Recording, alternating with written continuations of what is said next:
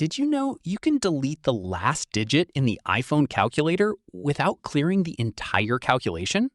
Here's how. Open the calculator app on your iPhone and start entering numbers as usual.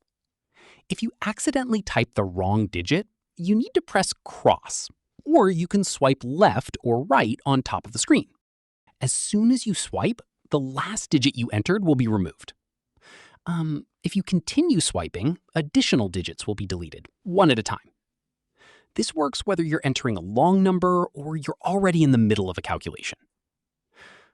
This hidden iPhone calculator trick can save you time and make calculations much easier, especially when working with large numbers. So the next time you make a mistake in the calculator app, just swipe across the display to quickly backspace and continue your calculation. And that's how to delete the last digit in the iPhone calculator in iOS 26.